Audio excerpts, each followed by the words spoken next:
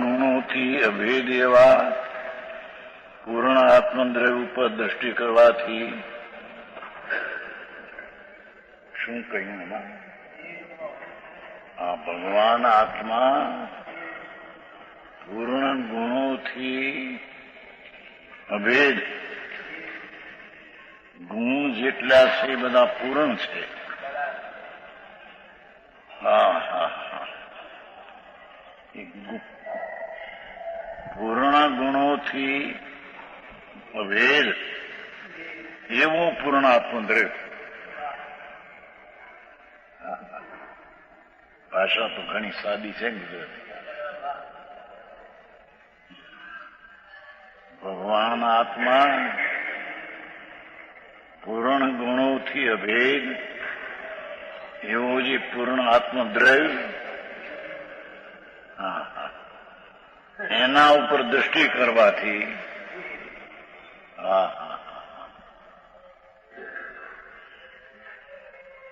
પૂર્ણ શાશ્વત કાયમ એવા ગુણોથી અભેદ એવું આત્મા પૂર્ણ દ્રવ્ય, તેની ઉપર દ્રષ્ટિ કરવાથી તેના જ આલમનથી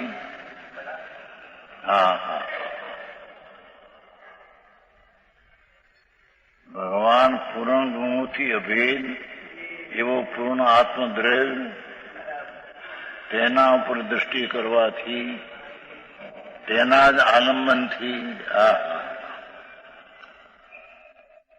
પૂર્ણતા પ્રગટ થાય છે. કેટલું અમારી દેવું જુઓ, એમાં ત્રણ પૂર્ણતા આવી.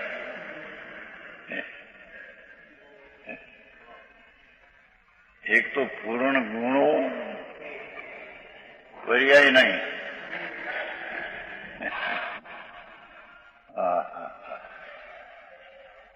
પૂર્ણ ગુણોથી અભેદ એક રૂપ છે. ગુણો ઘણા છે માટે પૂર્ણ કીધા, ગુણો કીધા બહુવચન, પણ વસ્તુ અભેદ છે.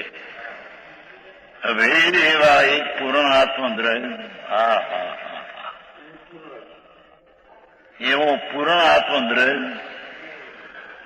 એની દ્રષ્ટિ કરવાથી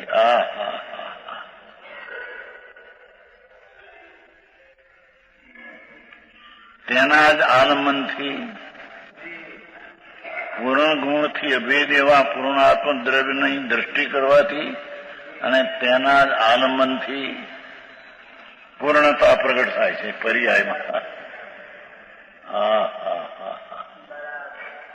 ત્રણ વાત લીધી. એકદમ સિદ્ધાંત પૂર્ણ ગુણોથી અભેદ એવો એક પૂર્ણ દ્રવ્ય, ગુણ અને દ્રવ્ય તો બે આવી ગયા. હવે એના આલંબનથી એમાં દ્રષ્ટિ કરવાથી પર્યાયમાં પૂર્ણતા પ્રગટ થાય છે.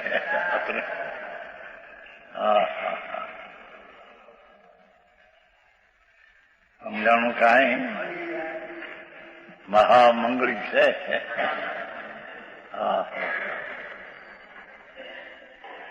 કે છે અહીં તો ત્રણ સિદ્ધાંત સિદ્ધ કરવા છે કે પૂરણ કેવલ જ્ઞાન આદિની પર્યાય કેમ પ્રગટે કે પૂરણ ગુણથી અભેદ, ગુણોથી ભેદ નહીં, પૂરણ ગુણોથી અભેદ પૂર્ણ આત્મદ્રવ્ય.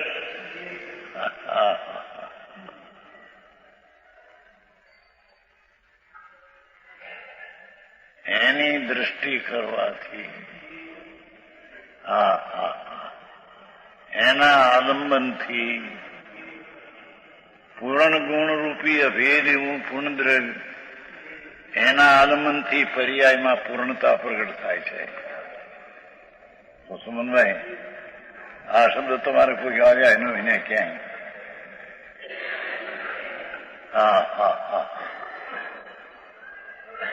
દ્રવ્ય ગુણ ને ત્રણ પર્યાય ત્રણ પૂર્ણની વાત કરી છે.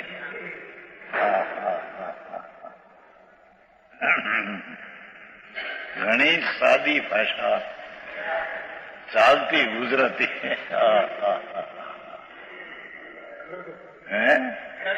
ઘરગથ્થુ ભાષા. સાચી વાત બાપા.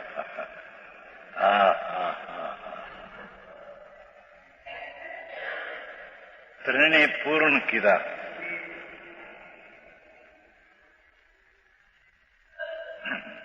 ભગવાન તારા ઘરની વાત છે. હો વાત.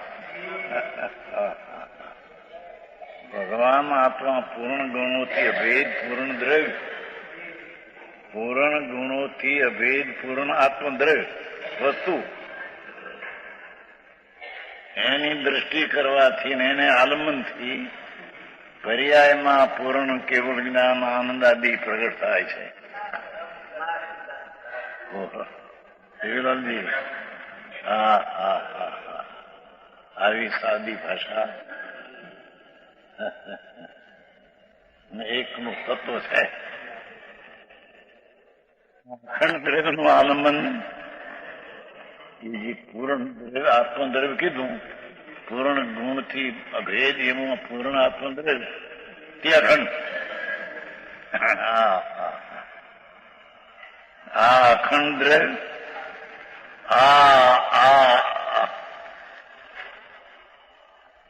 અખંડ દ્રવ્ય નું આલંબન, તે જ અખંડ એક પરમ પરિણામ ભાવનું આલંબન.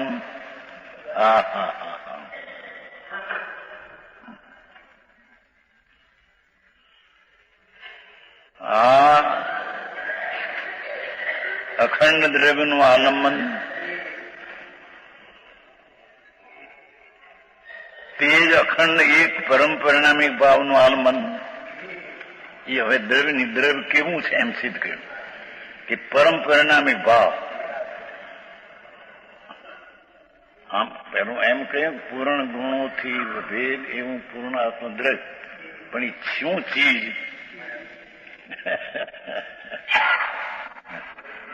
કે અખંડ એક પરમ પરિણામિક ભાવ, એ અખંડ દ્રવ્ય કહો, પૂર્ણ આત્મદ્રવ્ય કહો, એ પરમ પરિણામિક ભાવનું આલંબન થયું. શાંતિભાઈ, આમાં ક્યાંય તમારા જવાબમાં ક્યાંય અત્યારે તો આંખનું પડ્યું, પ્રભુ શું કરે?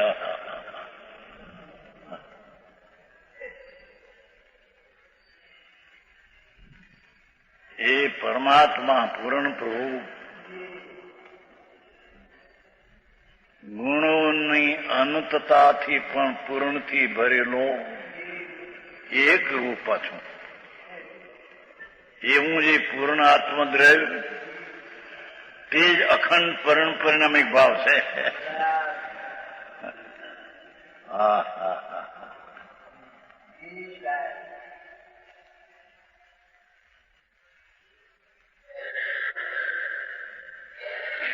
એ પરમ પરિણામિક ભાવનું આલંબન જ્ઞાનીને તે આલંબનથી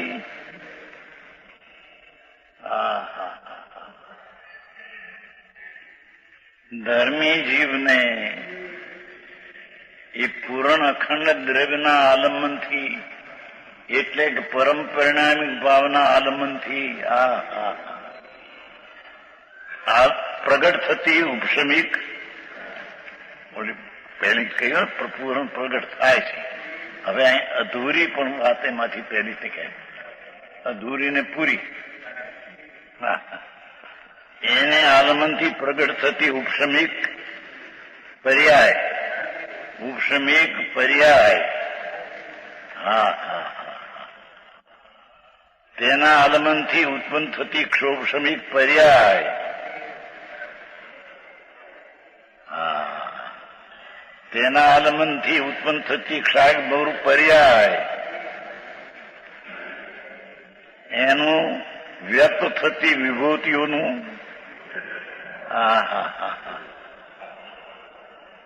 ભગવાન પરમ પરિણામિક ભાવના અવલંબનથી પ્રગટ થતી ઉપશમ ભાવરૂપ પર્યાય, કે ક્ષોભશમ ભાવરૂપ પર્યાય, કે ક્ષાયક ભાવરૂપ પર્યાય.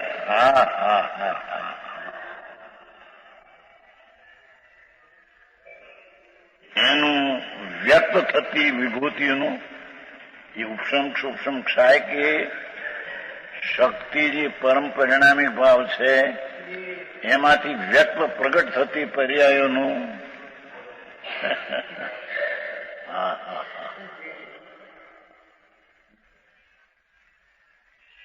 વેદન હોય છે.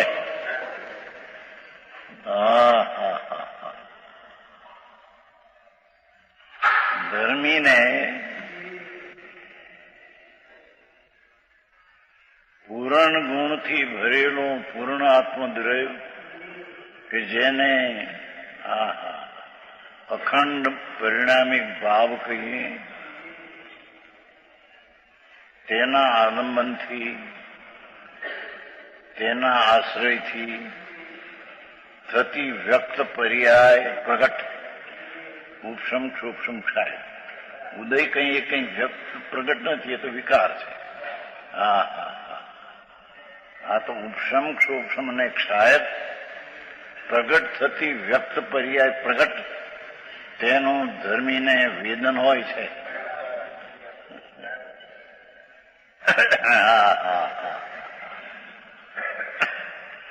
પણ તેનું આલંબન હોતું નથી.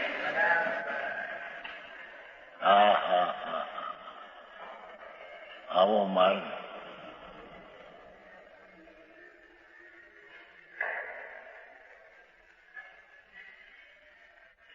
પૂરણ ગુણથી ભરેલું અભેદ પૂર્ણ દ્રવ્ય તેના આલંબનથી પૂર્ણ પર્યાય પ્રગટ થાય એમ ત્યાં વાત રાખી. હવે અહીંયા કે છે પૂર્ણ ગુણોથી ભરેલું આત્મદ્રવ્ય અખંડ પરિણામિક ભાવ તેના આલંબનથી પર્યાયમાં વ્યક્ત પર્યાય ઉપશમ સૂક્ષ્મ ક્ષાય થાય તેનું વેદન છે. પણ એ વેદનનું આલંબન નથી.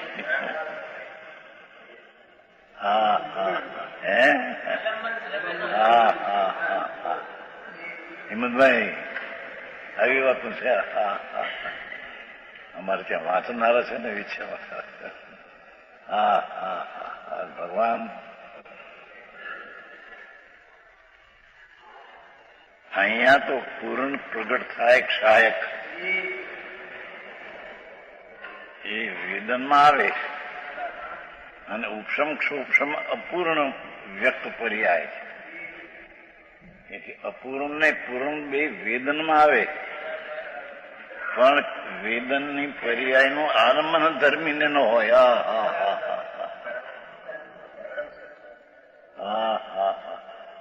આ તો ભગવાનની કોલેજ છે. ત્રણલોકના નાથ. એને ભગવાનની જ કોલેજ છે. ભગવાન થવાનો જ આવાસ છે. ભગવાન સ્વરૂપ જ છે. ભગવાન સ્વરૂપ છે એના આલમનથી ભગવાન જ થવાનો છે.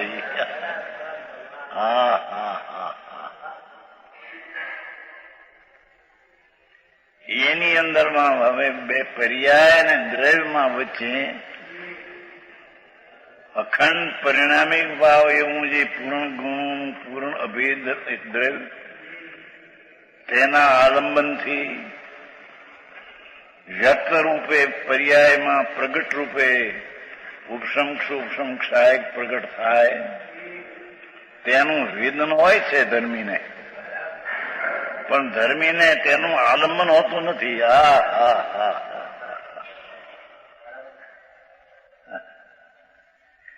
ક્ષાય સંકિત પણ થાય ત્રિકાળના અવલંબે. એ ક્ષાય સંકેતનું વેદન છે. શ્રદ્ધા છે તેનું વેદન પણ શ્રદ્ધામાં આનંદનો ગુણ વેદાય છે. જ્ઞાનનો આનંદ, શ્રદ્ધાનો આનંદ, ચારિત્રનો આનંદ, અસ્તિત્વનો આનંદ.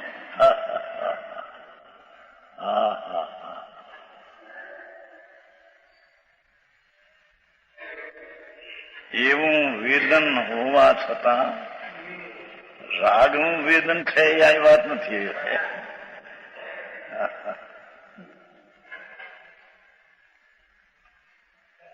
અપૂર્ણતામાં આનું વેદન શક્તિમાં છે તેની વ્યક્તિનું વેદન લેવું થાય.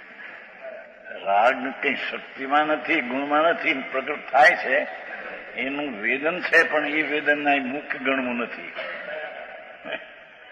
હા હા હા હા, એ તો પર્યાયમાં ઉભું થયેલું વિકૃત અવસ્થા, આ તો દ્રવ્યને આશ્રય થયેલી વ્યક્ત દશા. અને વિકાર પંચપાપનો એ કોઈ દ્રવ્યને આશ્રય નથી, ગુણને આશ્રય નથી, તો પર્યાયમાં નિમિત્તને આધીન થયેલી દશા છે. તેનું અહીંયા વેદન કેવું નથી અહીંયા ત્યારે સમજાણું કાંઈ.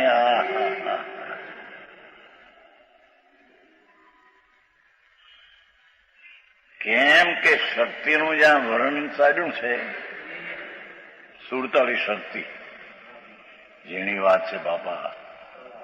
હા હા હા, એ શક્તિના વર્ણનમાં ક્રમ અને અક્રમ નિર્મલ પર્યાયનો લીધો છે.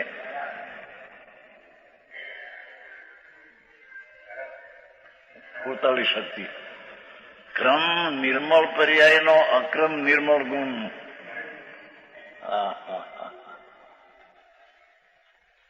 શક્તિના દ્રવ્યને શક્તિનું જ્યાં વર્ણન આવે ત્યાં એની પર્યાયમાં રાગ એ વર્ણન હોય નહીં.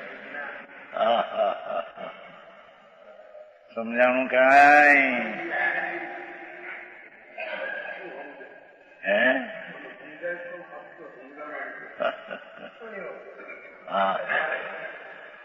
રાગનો વેદન એ પર્યાયમાં નિમિત્તાધીન, એની આ વાત નથી. અહીંયા તો ભગવાન આત્મામાં જે અનંત ગુણો પૂર્ણ, એનું એક રૂપ દ્રવ્ય, જે અખંડ પરિણામિક ભાવ, એની ઉપર દ્રષ્ટિને આલંબન દેવાથી શક્તિમાંથી વ્યક્તતા છે, એમાંથી પ્રગટ થાય. તો છે તો ગુણો, એમાં વિકાર પ્રગટ થાય એની વાત નથી. હા હા હા, સમજાણું કાંઈ? હા હા હા, આજની ગજબ વાત છે. હા હા હા,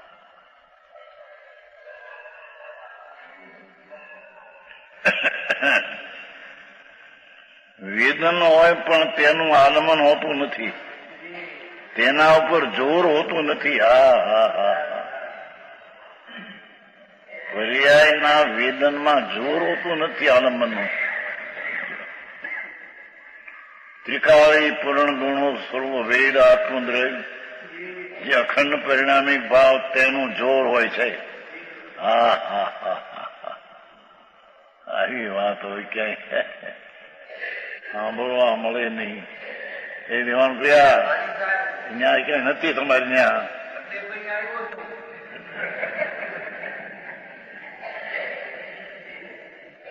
તો 2-4 દી થોડા દી ત્યાં છે. હા હા હા, આવો માર્ગ. પ્રભુના સમવસરણમાં આમ વાતું ચાલતી ભાઈ. હા હા હા હા,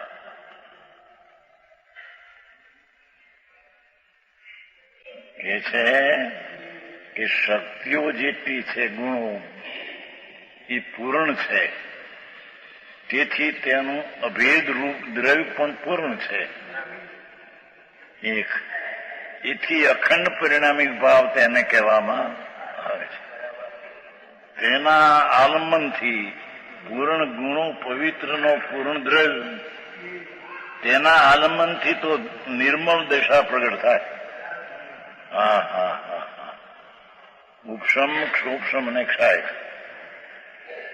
એ ત્રણની વ્યક્તતાનું વેદન હોય, પણ તેનો આશ્રય અને વેદન અવલંબન ન હોય. હા હા હા,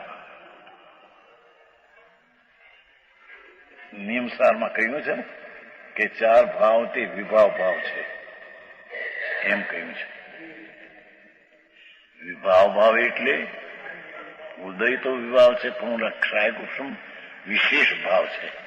સામાન્ય જે પરિણામી ભાવ છે એ સામાન્ય છે, અને આ વિશેષ ભાવ છે. એથી ઉપસમ ક્ષોક્ષમ ક્ષાયને પણ વિભાવ ભાવ કહે છે. હા હા હા હા. વિભાવનો અર્થ ત્યાં વિકારી એમ નહીં, વિભાવનો અર્થ વિશેષી ભાવ.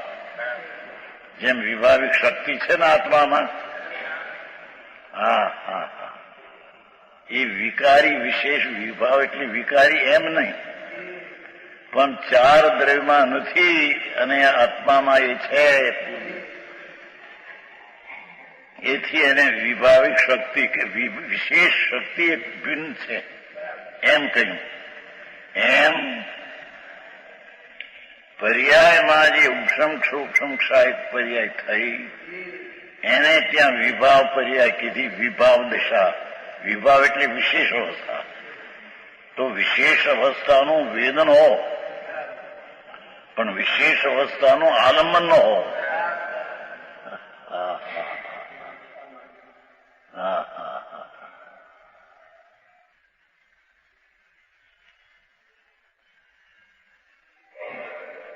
તેના ઉપર જોર તો સદાય અખંડ શુદ્ધ દ્રવ્ય પર જ હોય છે.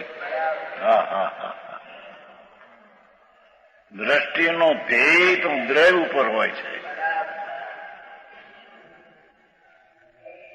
દ્રષ્ટિનો આશ્રય દ્રવ્યનો છે.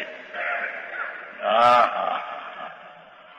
એ પર્યાયમાં આશ્રય દ્રવ્યનો છે. પર્યાયનો આશ્રય પર્યાયથી થાય છે એમ નથી. હા હા હા હા હા.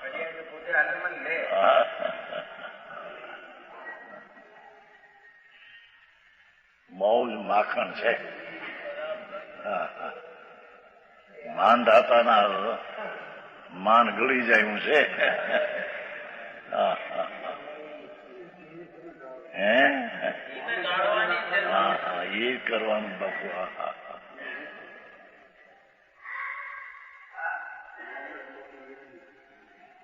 જેને નજરમાં લેવું છે એ નજર છે તો પર્યાય, પણ જેને નજરમાં લેવો છે તે તો દ્રવ્યથી ખાલી પરમ ભાવ છે. પર્યાય નજરમાં એને લીધો ત્યારે પર્યાયમાં વ્યક્તતા ઉપસમ સૂક્ષ્મ ક્ષાયકની થઈ.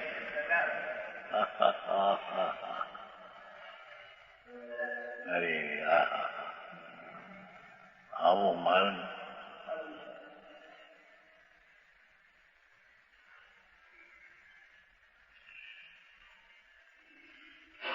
સદાય અખંડ શુદ્ધ દ્રવ્ય પર જ હોય છે. શુદ્ધ દ્રવ્ય પર જ હોય છે. હા હા હા. ભૂયત્થમ અસીદો ભૂતાર્થ જે આત્મા પરમ પરિણામી ભાવ, પૂર્ણ ગુણો રૂપ અભેદ એક દ્રવ્ય પૂર્ણ, તે ભૂતાર્થ તેનો જ આશ્રય હોય છે.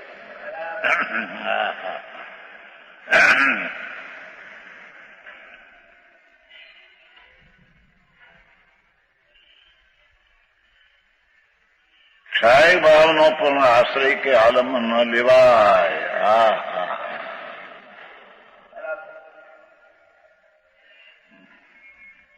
ક્ષાય ભાવરૂપી સમ્યક દર્શન થયું. આ તો નીચેની અપેક્ષા પૂર્ણ થાય આગળ મળે. એવા ભાવનો પણ આશ્રય આલંબન ન લેવાય. ક્ષાય સંકિતની પર્યાયનું વેદન હો પર્યાય ભાવ, પણ એનું આલંબન ન લેવાય. હા હા હા. અરે આ વાત એને બેસે તો જ્ઞાન થઈ જાય એની વાત છે ને. હે હા હા. દુનિયા માનો ન માનો, ઠીક લાગે ન લાગે, દુનિયામાં પડી જ બિચાર એને ખબર નથી. હા હા હા.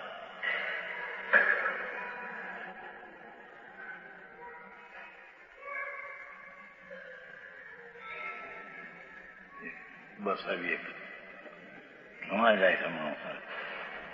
હા હા. ક્ષાય ભાવનો પણ આશ્રય કે આલંબન ન લેવાય.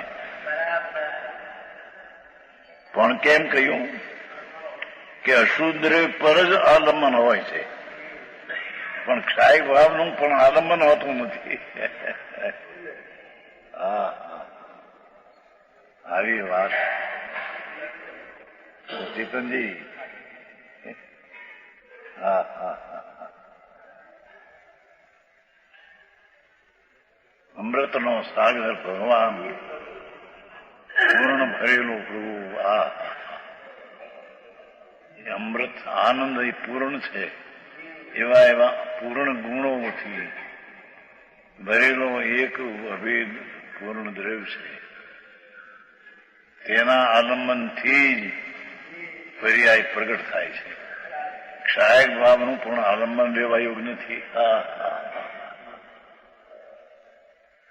તો પછી વળી દયાદાનના વ્રત ને રાગ આદિના વિકલ્પ એનાથી આલંબનથી અરે પ્રભુ પ્રભુ પ્રભુ ભાઈ.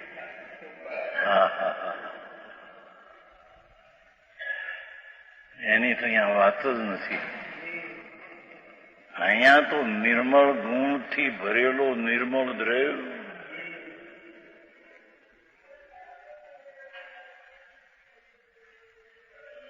એના ઉપર નજર કરવાથી એનું આલંબન લેવાથી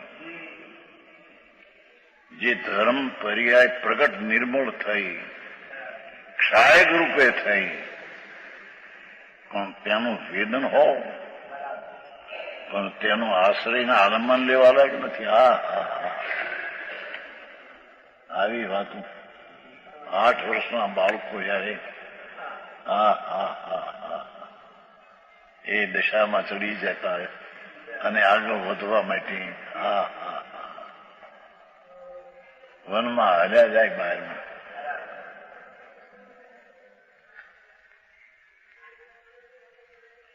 કારણ કે સંઘના માણસોમાં સંઘહારી વાતો કરવી, એને ત્યાં રોકાવું, હોળી એનો પ્રશ્ન અને એનો ઉત્તર ના.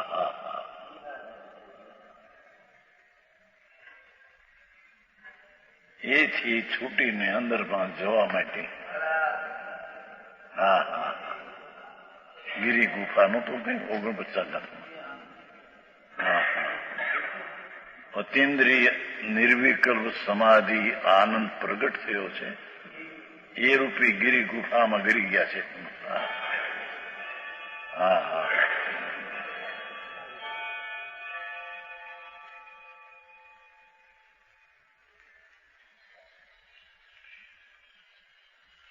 પરમાર્થની વાતો બાપુ ઝીણી છે. વ્યવહારની વાતો લોકોને એવી લાગે આમ મીઠી અમદાની. આ કરવું, આ વ્રત કરવું, આ કરવું. એ બધા વિકલ્પો છે પ્રભુ. એ તો એ કોઈ શક્તિની વ્યક્તતા નથી.